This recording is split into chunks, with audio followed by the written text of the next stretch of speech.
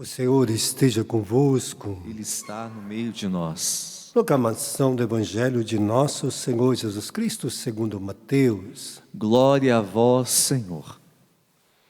Naquele tempo, entrando em um barco, Jesus atravessou para outra margem do lago e foi para a sua cidade. Apresentaram então um paralítico deitado numa cama. Vendo a fé que eles tinham, Jesus disse ao paralítico: Coragem, filho, teus pecados estão perdoados. Então alguns mestres da lei pensaram: esse homem está blasfemando. Mas Jesus, conhecendo os pensamentos deles, disse: por que tendes esses maus pensamentos em vossos corações? O que é mais fácil dizer: os teus pecados estão perdoados, ou dizer: levanta-te e anda? Pois bem, para que saibais que o Filho do Homem tem na terra o poder para perdoar pecados, então disse ao paralítico: levanta-te, pega a tua cama e vai para casa. O paralítico se levantou e foi para casa. Vendo isso, a multidão ficou com medo e glorificou a Deus por ter dado tal poder aos homens. Palavra da salvação. Glória a vós, Senhor.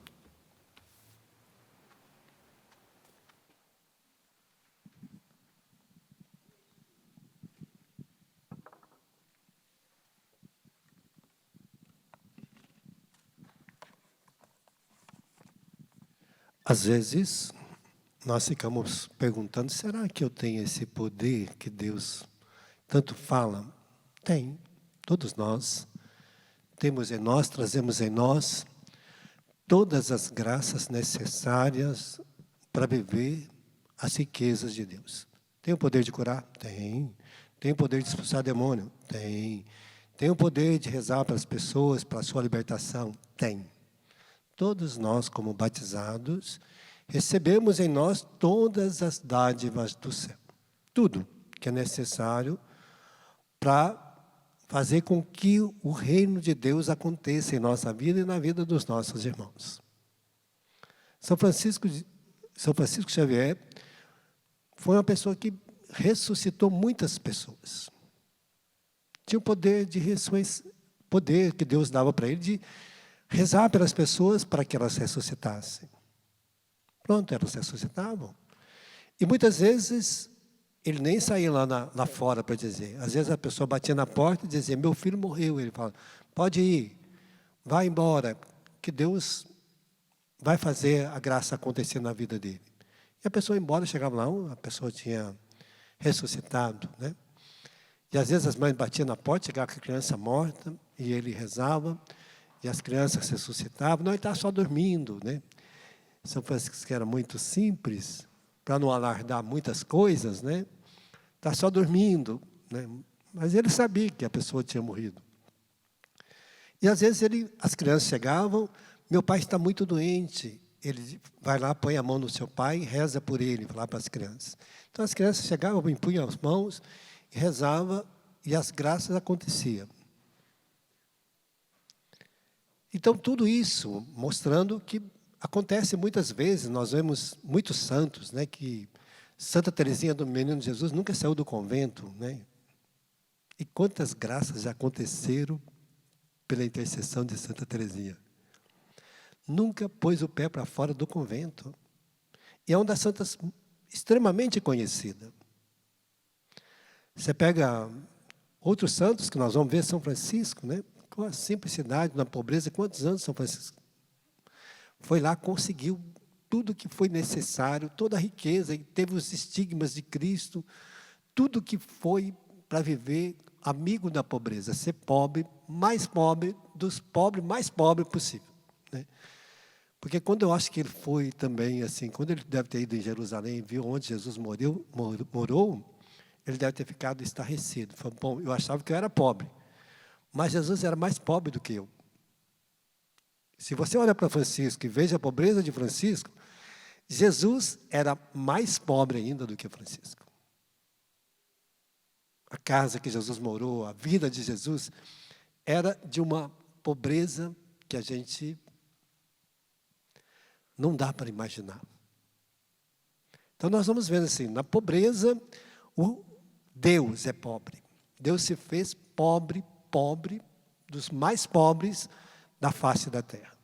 Para que nada desse mundo pudesse persuadir seu coração. Nenhuma riqueza, nenhum bem, nenhum anel de ouro, nenhuma sandália, nenhum sapato, nem duas túnicas, nada. Jesus se despiu de toda a riqueza material deste mundo.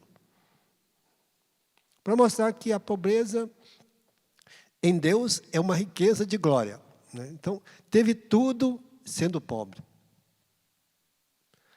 E aí nós vamos aprendendo a vencer as nossas misérias, porque a gente sofre por causa dos nossos bens, sofremos por causa de salário, sofremos por causa de dinheiro. Né?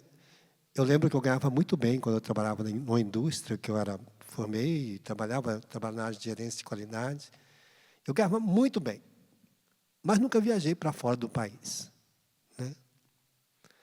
E depois que eu entrei, sendo pobre, não tem salário assim, né? E aí já viajei para 18 países fazendo peregrinação. Quer dizer, pobre que já viajou para todo lado, sendo pobre. Né? Às vezes eu viajo, já viajei, a gente sai para viajar, às vezes, para ir para um país, lógico que as despesas estão pagas, mas o dinheiro que a gente leva é o dinheiro que você tem que entrar lá no país, que às vezes você tem que ter um dinheiro para entrar, porque senão você também não entra, né? Se você falar que não tem dinheiro também, você não vai entrar. Então, você tem que apresentar pelo menos $200 ou $300, e aí tem que trazer de volta, né? Então, às vezes, a gente ganha também para fazer isso, né? Essa dimensão. Então, você viaja tudo na pobreza, porque Deus providencia, por isso a providência de hoje, a primeira leitura fala da providência de Deus, né? Eu vejo assim que, quanto mais eu fui vivendo das providências de Deus, porque eu lembro de um amigo meu que ganhava muito menos do que eu nessa indústria, e ganhava uma terça parte do que eu ganhava. Ele tinha uma casa boa, tinha uma esposa, tinha filhos, tinha um carro melhor do que o meu, e eu disse para ele, rapaz, o que você faz para ter tanta coisa boa assim? Ele falou, olha, a primeira coisa, nada é meu. Tudo o que eu tenho é de Deus. A esposa não é minha, ela é de Deus. Deus me deu para mim, me concebeu para mim ser minha esposa. Então, ela não é minha, ela é de Deus. Segunda coisa, os filhos não são meus. Já batizei, são todos de Deus. Eu só estou cuidando para Deus. Então, não é meu. Então, eles não são meus, eu cuido para Deus. Terceira coisa, a casa que eu moro é uma casa que Deus deu para me habitar. Então, Deus me deu, eu pago a prestação dela. O carro também é para o serviço de Deus. Então, todas as minhas coisas são de Deus. Até o meu salário, quando eu recebo, eu abençoo o meu salário, porque é uma providência de Deus para mim. Deus me dá para que eu cuide de todas estas coisas que Ele já providenciou para mim. Então, tudo é providência de Deus. Né? Então, Ele me mostrou. E por isso, todo mês eu pago o meu dízimo. Dou meu dízimo a Deus. E falo para o Senhor, Senhor, aqui está o dízimo, e esse resto que sobrou, o Senhor multiplica porque eu tenho que pagar as contas. E Ele disse que dá certo. Então, a partir daquele dia, eu não tinha casa boa, não morava numa casa alugada, e aí eu comecei também a abençoar minhas coisas. E aí todo o meu salário eu recebia, pagava o dízimo, e eu falava para o Senhor, multiplica. E é interessante que eu comecei a abençoar o meu salário, comecei a abençoar as coisas que eu tinha. Porque antes eu reclamava que eu ganhava pouco, reclamava que meu emprego era difícil, tudo é reclamação. E não tem como Deus abençoar uma coisa que eu reclamo, que eu xingo, que eu fico revoltado. E aí eu comecei a ver que, comecei a abençoar, em um ano eu comprei a casa. Comprei uma casa, fiz uma reforma na casa, e aí as coisas começaram a mudar no meu conceito. E é interessante que as minhas irmãs também eram casadas, não tinham casa. E aí todas começaram a viver esse sentido de abençoar. Né? Porque quando se abençoa as coisas, a providência de Deus abre, Ele abre o reservatório do céu para a gente. E vai libertando a gente. da escravidão, daquilo que nos paralisa, né? A leitura de hoje, o Evangelho, vai mostrar que o pecado e as misérias nos paralisa nele. Não deixa a gente crescer, não deixa a gente ir para frente, porque a gente começa a reclamar, a ficar com raiva, vai para o trabalho reclamando, volta do trabalho com raiva, vai fazer alguma coisa em casa, faz reclamando, xingando, bravo, tudo que pede, faz com raiva. E quer que Deus abençoe aquelas ações. A gente paralisa, fica escravo. Fica escravo da nossa raiva, escravo dos nossos palavrões, porque depois que acostuma falar palavrão, como é difícil parar. Como é difícil parar de xingar. Aí começa a xingar. Xinga tudo. Xinga filho, xinga esposo, xinga mãe, xinga pai, xinga em tudo. Tudo faz xingando. E quer que as coisas dê certo. Não vai dar certo.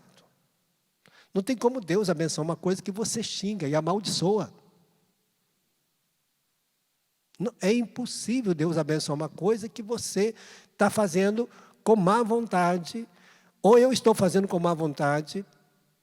Vai fazer uma comida, faz com má vontade. Vai lavar uma roupa, faz com má vontade. Vai arrumar uma cama, faz com má vontade. Ou vai trabalhar fora, já vai para o serviço. Hoje é segunda-feira, meu Deus do céu, porque eu não aguento mais esse serviço. E aí, chega no final do mês, quer que o dinheiro dê certo. Que Deus abençoe aquela situação. Mas passou o mês azedo, amargo, com raiva. Vai brigando no carro.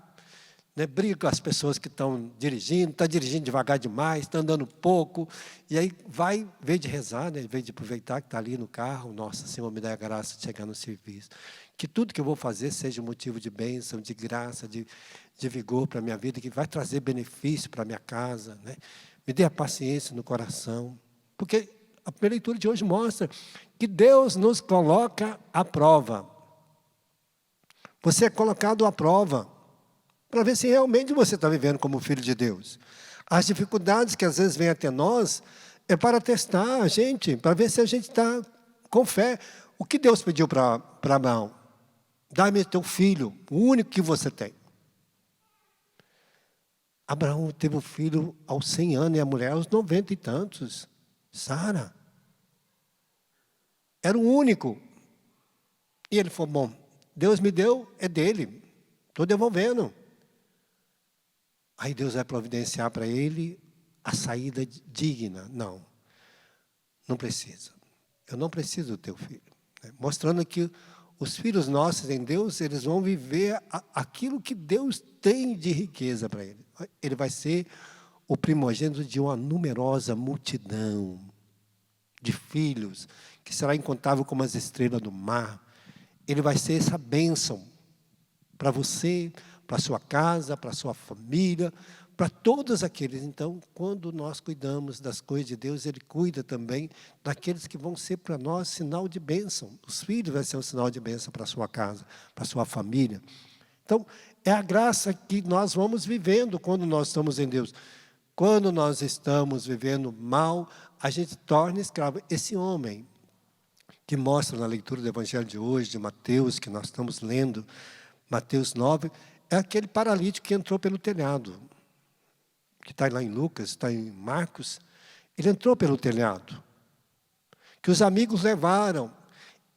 Jesus curou aquele homem pela fé dos amigos dele, porque os amigos abriram o telhado e levaram ele, porque não tinha jeito de chegar, havia uma multidão na frente, eles falaram, vamos dar um jeito, vamos subir no telhado, vamos descer esse homem na frente de Jesus, porque a hora que essa pessoa encontrar com Jesus, ele vai ser curado.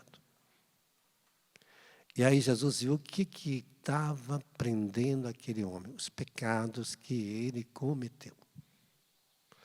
Porque quando a gente fica escravo do pecado, se vai ficando escravo do pecado, nós vamos ficando escravo das coisas que vai nos levando a essa dimensão a cada dia. Né? Então, por isso que o pecado, ele é terrível na nossa vida. Né? Nos faz escravo dele mesmo. E aí nós vamos vivendo essa escravidão. Se você começa a fumar, fica escravo do cigarro. Quantas pessoas que estão nos presídios, tem aquele lá que pode estar até injustamente, que eu não sou juiz, mas quantos que estão lá? Por quê? Roubou a primeira vez, roubou uma segunda, roubou uma terceira, e Deus foi dando tempo, porque Deus vai dando oportunidade. Aí rouba uma quarta vez, aí na quinta é preso, vai para a cadeia, fica lá, vai cumprir não sei quantos anos de cadeia. Vende um cigarro de maconha, acha que vai ficar rico. Aí vende o segundo, vende o terceiro, vende o quarto, aí fica escravo da droga, de vender drogas, traficante, vira traficante, vai preso. O mínimo de cadeia, sendo traficante, 7 anos. Escravo do seu pecado. Preso por causa do seu pecado. O outro vai ficando com raiva, vai alimentando aquela raiva no coração, aquele ódio, aquela vingança, daqui a pouco mata o outro. Vai ficar lá 30 anos de cadeia. Porque escravo do seu ódio, escravo da sua raiva, escravo da sua ira, vai tornando escravo. Porque o pecado, quando entra, o demônio, quando coloca o pecado, ele já coloca para nos escravizar. Escravo da pornografia, uma vez, duas, entrou uma vez, sentiu o sabor, vai à segunda, vai à terceira, vai à quarta, e às vezes passa uma vida vivendo de pornografia. Vai para a prostituição, uma vez, duas, 3, 50, 100, escravo da prostituição. E aí vai. Mente. Aí uma mentira começa pequenininha. Padre, foi só uma mentirinha.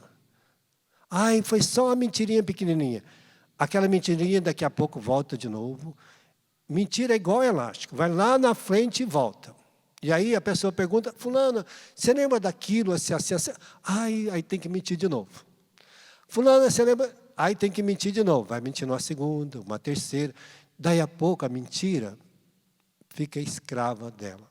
Ela é escrava da mentira.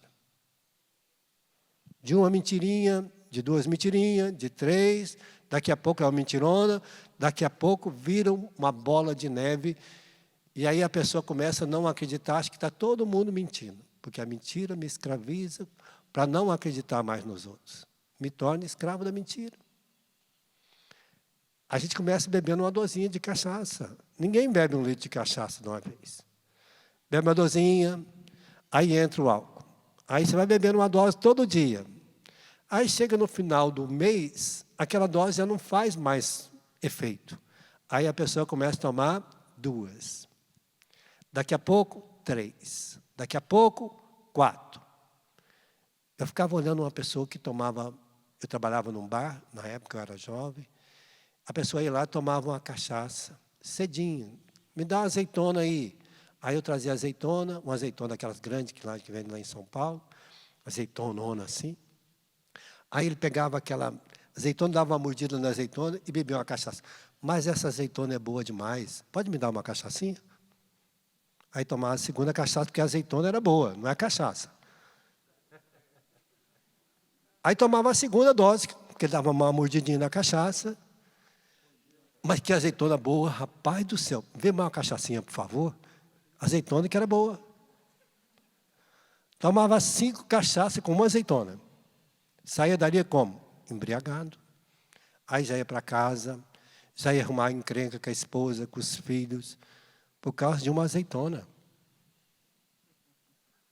Azeitona do capeta. Está vendo como é que é?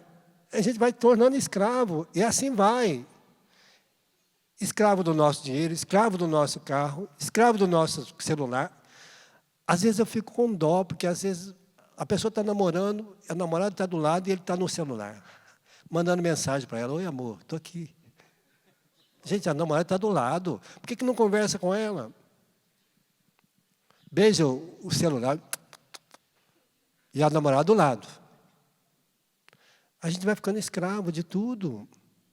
Escravo do nosso computador, escravo do nosso celular, escravo da nossa roupa, e a gente vai sendo escravo. E aí vai chegando um tempo que a gente paralisa naquele lugar e não sai mais. Aí tem que os amigos pegar para levar de volta, para trazer para Deus, para arrancar a pessoa daquela escravidão. Aí a gente leva lá para confessar, leva para o grupo de oração, leva para fazer uma experiência de oração, leva para pastoral familiar. Aí tem que revigorar o casamento, fazer o casamento de novo, renovar as promessas do matrimônio, porque está tudo desandado, porque paralisou naquele pecado.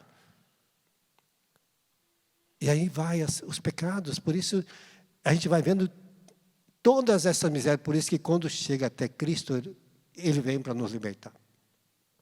Porque se Ele não faz isso, nós tornamos escravos destas misérias e de todas as outras, e nós vamos vivendo essa dimensão em nossa vida como tristeza. E aí está a palavra de Deus de hoje, que vai dizendo assim, é para que sejamos livres, lá em Gálatas 5 vai dizer, é para que sejamos livres, que Cristo nos libertou.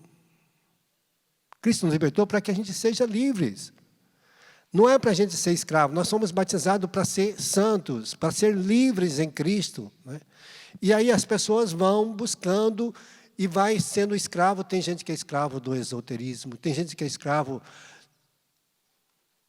de leituras de sorte. Ai, se eu não for lá fazer a leitura de sorte. Filosofias religiosas. Tem gente que é escravo de horóscopo, vai lá no horóscopo, lê o horóscopo, porque se ela não lê, acho que não vai poder sair de casa, porque senão ela vai acontecer uma desgraça, tem que vestir aquela cor de roupa, aquele sapato, tem que pôr aquele tipo de perfume, e vai falando um monte de coisa que vai dar sorte para ela. E o livro da sabedoria diz, insensato, para nos chamar de burro. Deus é delicado, porque se fosse outro, falava assim, burro, larga de ser, você acredita nessas coisas, acredita nos astros, em vez de acreditar em Deus. Está lá no livro da sabedoria, falando dessa situação, de quem acredita nos astros. E a pessoa acaba acreditando em filosofia. Colossenses 2:8 vai dizer, das diversas filosofias que tem no nosso mundo aí, que as pessoas vão acreditando, e cada um vai acreditando na filosofia do budismo, da reencarnação, porque não é uma religião, é uma filosofia religiosa, e as pessoas acreditam. Deixam de acreditar em Cristo para acreditar nessa situação, e aí começa a ser escravo. Acredita em mal olhado. Ai, porque a fulana olhou para mim com mal olhado, eu estou doente por causa disso. Gente, que mal olhado, qual olho que vai me destruir minha vida, se eu estou em Deus? E a pessoa acredita que aquele olho pode matar a vida dela. Ela acredita que a inveja do outro vai tirar a felicidade dela. Eu perdi meu marido pela inveja de fulana. A inveja, meu Deus, você acredita na inveja, não acredita em Deus. A inveja virou Deus no lugar da vida dela. E ela vai tornando escrava. A outra acredita que o feitiço é porque o fulano fez feitiço para mim, acabou com a minha vida. Gente, meu pai fazia isso, eu sabia. Nunca pegou isso em mim, porque eu não acredito. Eu acredito em Deus, acredito em Jesus, não acredito nessas coisas. Agora, se você acredita, você abre as portas para aquilo que você quer que entra na sua vida. Está lá no Deuteronômio 18, né, que as pessoas vão acreditar na reencarnação, vão entrar nessas filosofias e vão ser escravos delas. E aí começa a ver todo tipo de situação, de perseguição, acha que o corpo dela está possuído por um espírito maligno, e aí começa a viver aquela situação que ela veio nesse mundo para pagar um karma, e aí vai a escravidão de que ela não vai ser feliz, não vai realizar. Você acha que Deus manda uma pessoa casar, um pai, uma mãe, uma esposa, a esposa casa, vai lá na igreja, Deus abençoe o casamento, santifica o matrimônio, vão tornar uma vida santificada em Deus. E aí vão gestar filhos, e Deus vai mandar uma alma penada para pôr naquela criança. Se o amor de Deus estava naquele casamento, se Deus abençoou o corpo, a alma, o espírito, abençoou tudo. No nosso batismo, nós somos lavados de todo mal, santificados. A nossa carne torna santa, todo o nosso corpo. E a pessoa acaba acreditando que Deus mandou aquela situação. O outro vem, acredita hoje nessa ideologia dos gêneros que está aí, Acha que Deus vai colocar uma alma de uma mulher no homem? Deus é doido? Não, Deus vai colocar aquilo que é a essência dele em nós. Porque Deus coloca a alma e o espírito dele em nós, não vai colocar um espírito diferente. Às vezes as pessoas acreditam nessas filosofias também. E vai acreditando hoje. Existem muitas filosofias hoje nesse mundo. Colossenses 2,8 vai falando das diversas filosofias que as pessoas vão acreditando, deixando de acreditar em Cristo. E por isso torna paralisado. Ai, minha vida não vai dar certo, porque, olha, meu pai me amaldiçoou. Gente, quem tem poder de te amaldiçoar? Se Deus te abençoa. Salmo 26. Se Deus é por mim, quem será contra? Mas a pessoa acredita. Se eu acredito que a maldição seja do meu pai, da minha mãe, de qualquer pessoa, pega em mim, eu estou deixando de acreditar em Deus.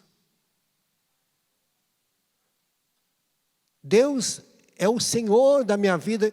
Quem vai me amaldiçoar? Pode um homem virar do lado do avesso aqui que não vai fazer mal para mim. O poder da boca dele não é maior do que o poder da boca de Deus.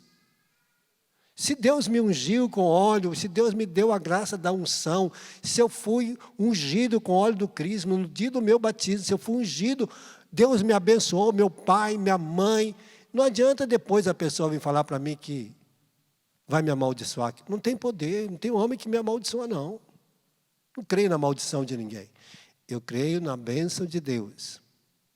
Deus é o Senhor da minha vida. Não é um homem, não é uma mulher, não é uma pessoa, não é seja feiticeiro, macumbeiro, ninguém tem poder na minha vida. Quem tem poder sobre a minha vida, a nossa história é Cristo, é Jesus, é o Senhor. Ele que tem o poder. É a Ele que você deve dar o poder, não a pessoas. Está lá no Jeremias 18, né? Maldito o homem que acredita no outro e dê a ele o lugar de Deus. Então, às vezes, a gente deu o lugar de Deus para um homem, para uma mulher, para uma pessoa. E a gente fica escravo, fica paralisado. Me lembro de uma menina que veio até mim e falou: padre, meu namorado me amaldiçoou, disse que eu não vou casar com ninguém se eu não casar com ele. Eu falei: você gosta dele? Não. Você quer casar com ele? Não. Por que você não quer casar com ele? Porque eu não gosto dele, não quero ele ter como meu esposo. Eu vi que ele não serve. Para mim, eu falei: e você acredita que ele tem poder de te amaldiçoar? Ai, padre, nada está dando certo. Eu falei: você transformou ele em Deus para a sua vida. Então tá bom, vamos renunciar à maldição dele. Renuncia, fala: em nome de Jesus está renunciada essa maldição, e que ele não é Deus e nem tem poder sobre a minha vida. Pronto. Passou um ano, arrumou um namorado, está casado, tem filho. Falei: então, que poder é esse? Se Deus abençoa, quem tem poder é Deus. Então, mas enquanto ela foi acreditando, ela foi ficando triste, abatida, desanimada, não saía de casa porque não vai dar certo, porque eu não vou arrumar namorado mesmo, ninguém me quer. Ela foi se fechando, em si ficou paralisada na palavra daquela pessoa, acreditou na palavra daquela pessoa em vez de acreditar em Deus. Entende como é que acontece? Então, quando eu acredito que o outro você vai sofrer, não vou não, em nome de Jesus, está cortado aqui, meu amigo, ó, você não é Deus. Ai, porque você vai pagar, não vou pagar nada, eu tenho acerto meu é com Deus, não com você. Ai, porque você vai ver, não vou ver nada, meu negócio é com Deus, não é com você, você é Deus. Não, então você não tem poder. Ai, porque fulano, olhou para com você, está com inveja, Deus abençoe ele e a inveja dele também. Ah, é porque fulano fez macumba, Deus abençoe ele e a macumba inteira. Ah, fez feitiço, Deus abençoe ele e o feitiço dele. Pronto. Se Deus abençoa, quem vai te amaldiçoar? Ah, é porque fulana tem falado mal de você, que Deus abençoe ela, que todo o mal dela se transforme em bênção. Acabou. Nós temos palavras, nós temos poder de Deus, por isso que está aqui. Deus deu poder ao homem para abençoar, até lá no livro dos reis, quando Balaão veio para amaldiçoar o povo de Deus, Deus tocou nos lábios de Balaão e que ele era uma pessoa que amaldiçoava as pessoas, Deus fez ele abençoar o povo de Israel. Porque o povo de Israel não acreditava na maldição de Balaão. Acreditava na bênção de Deus. Ai, fulano, Deus abençoe ele. Porque também dentro do ocultismo diz assim, se eu mando mal para alguém, e aquela pessoa está em oração, cercada de Deus, volta para aquele que mandou dobrado, não precisa nem mandar de volta. Então não fica preocupado. Em vez de você mandar o mal, você manda o bem para ele. Olha que Deus abençoe fulano que falou isso. Ah, falou isso você, tá bom, pede para ela perdão e que eu vou rezar por ela, que Deus abençoe a vida dela. Todo mal que ela está mandando, que Deus se transforme em bênção para ela e para a minha casa. Pronto. Venceu. A gente tem o poder de transformar todo mal, toda desgraça em bênção. Quando a gente carrega em nós a graça de Deus, o poder de Deus, que aqui está dizendo que Deus deu poder aos homens. Por isso Jesus ensinou os seus discípulos, seus apóstolos, a sair evangelizar para curar. Lá em Marcos 16 vai dizer, ide por o mundo afora, pregai o evangelho, curai os enfermos, expulsai os demônios, libertai os que estão presos. Essa é a graça que Deus nos dá, para que a gente não seja escravo de nada. Então, por isso, hoje, Deus nos dá a graça de que você, que está aqui, você que nos assiste, não deixe que o homem seja Deus na sua vida. Deus está lá no céu. Cristo está lá no céu. E quando você pede, quando nós nos apresentamos diante dele, ele nos liberta de todo o pecado. Quando você vai lá confessar, ele te liberta de todos os pecados. E fica ali. E o demônio não tem poder de agir na sua vida. Te cura, te dá a graça da salvação, da libertação, da vida nova. Fechamos nossos olhos por um instantezinho. Vamos pedir essa graça hoje, para que você assuma o poder de Deus na sua vida. Não seja escravo de nada. Nem escravo do seu pecado. Não sei qual é o pecado que tem te escravizado. Mas você pode dizer, Senhor, lava-me com teu sangue. Fecha teus olhos. Vamos pedindo que Jesus vai lavando os nossos pensamentos, nossos desejos. Tudo aquilo que nos escraviza, tudo que tem sido motivo para nós de escravidão. Que às vezes a gente volta, fica vivendo amagoado, triste, às vezes abatido, desanimado, fracos por causa do pecado, e que a gente confessa e acaba voltando, e que a gente pede a Deus a cura e acaba voltando para o mesmo pecado. A gente é aliciado muitas vezes pelos mesmos pecados, pelas mesmas fraquezas, pela mentira, pelas raivas, pela mágoa, pelas injustiças, e às vezes a gente fica xingando, bravo, que as palavras que saem da nossa boca sejam para transfigurar o mal em bem. Seja os nossos pensamentos lavados, santificados, o nosso interior. Jesus disse que a boca fala o que está cheio, o coração, que dentro do nosso coração esteja todas as graças, virtudes do céu, para que as palavras que saem santificam a nossa vida e a dos outros. Te pedimos, Senhor, que o Teu Espírito Santo vai derramando sobre nós, queimando tudo aquilo que possa nos escravizar, nos paralisar, seja qual tipo de situação que você esteja vivendo. Que o Senhor nos dê a graça no dia de hoje. Obrigado, Senhor, por toda esta riqueza. Vamos cantar o refrão do Salmo de novo, né?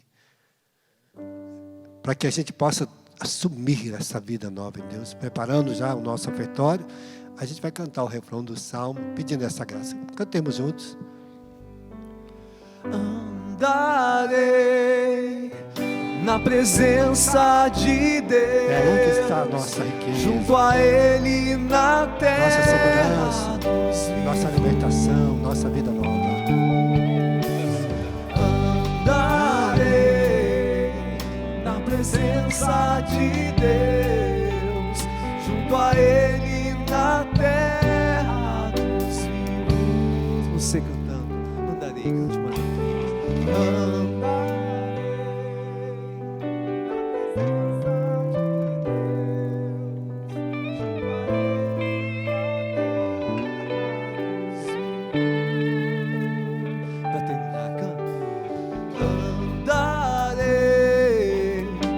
Presença de Deus, junto a Ele na terra.